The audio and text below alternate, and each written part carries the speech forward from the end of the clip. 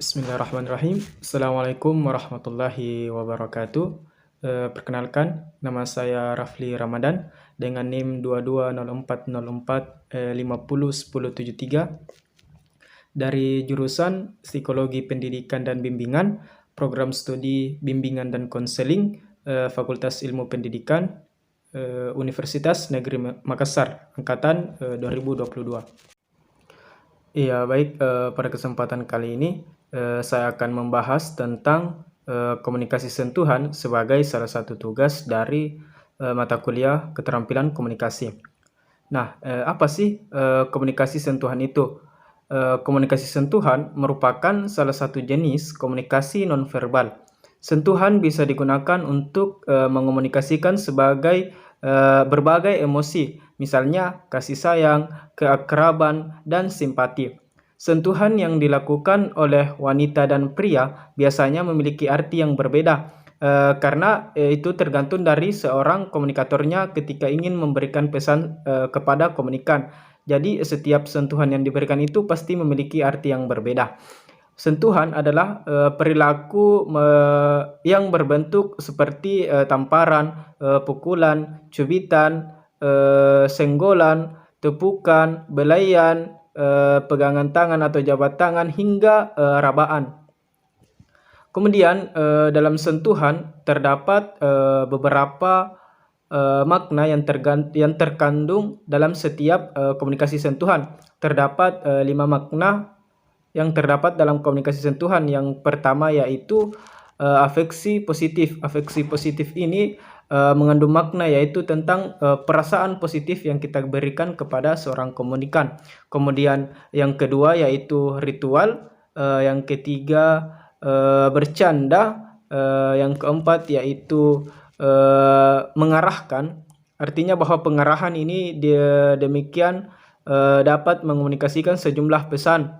Kemudian yang kelima yaitu keterikatan dengan tugas. Sentuhan yang berkaitan dengan tugas dilakukan sehubungan dengan pelaksanaannya.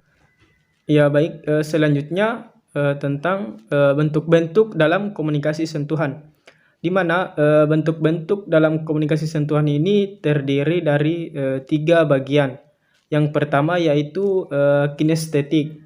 Kinestetik merupakan komunikasi sentuhan yang mengisyaratkan untuk ditujukan dengan bergandengan tangan satu sama lain sebagai simbol keakraban dan kemesraan.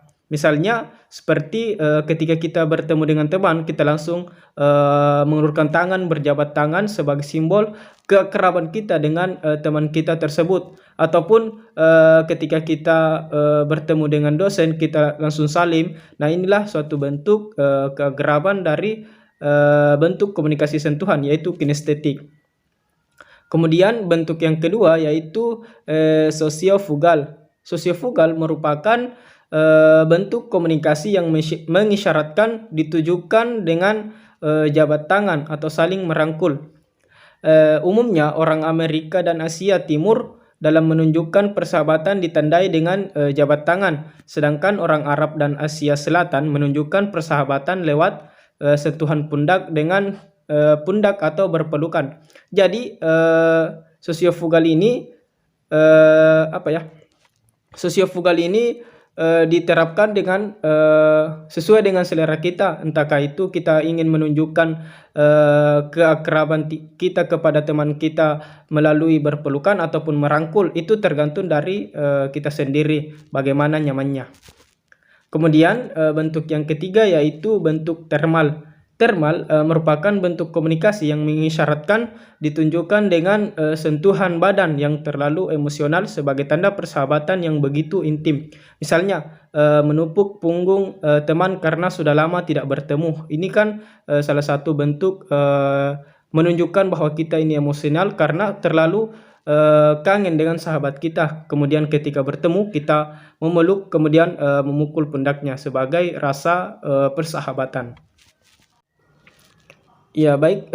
Kemudian contoh komunikasi sentuhan dalam kehidupan sehari-hari. Terdapat 2 contoh komunikasi sentuhan yang bersifat positif maupun yang bersifat negatif. Yang pertama dulu yaitu bersifat positif. Komunikasi sentuhan dapat kita temukan dalam kehidupan sehari-hari bersifat positif, yaitu ketika seorang anak yang ingin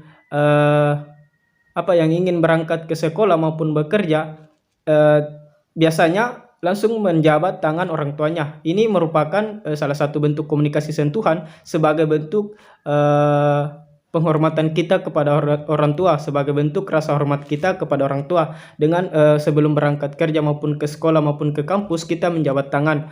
Kemudian juga ketika bertemu teman, kita langsung berjabat tangan sebagai bentuk persaudaraan. Ini merupakan salah satu bentuk komunikasi sentuhan yang biasa yang terjadi di sekitar kita, di lingkungan kita. Kemudian bentuk komunikasi sentuhan yang bersifat negatif yaitu seperti ketika kita bertemu dengan teman, kemudian entahkah itu lawan jenis ataupun sesama jenis, terkadang seseorang itu nakal tangannya yang bersifat kepada pelecehan seksual, entahkah itu memegang barang-barang terlarangnya ataupun memegang lewat dari batas ketentuan dari komunikasi sentuhan. Jadi komunikasi sentuhan juga itu memiliki batasan-batasan tertentu dalam menerapkannya agar orang lain tidak salah paham terhadap komunikatornya sebagai pengirim pesan. Dalam faktanya, penelitian telah menunjukkan bahwa 80% komunikasi antara manusia dilakukan secara nonverbal. Banyak interaksi dan komunikasi yang terjadi dalam masyarakat yang berwujud nonverbal.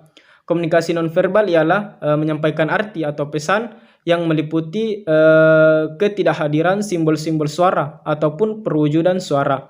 Salah satu komunikasi nonverbal adalah komunikasi sentuhan yang kita bahas saat ini, yang digunakan untuk mengomunikasikan berbagai emosi, misalnya kasih sayang, keakraban, dan simpati.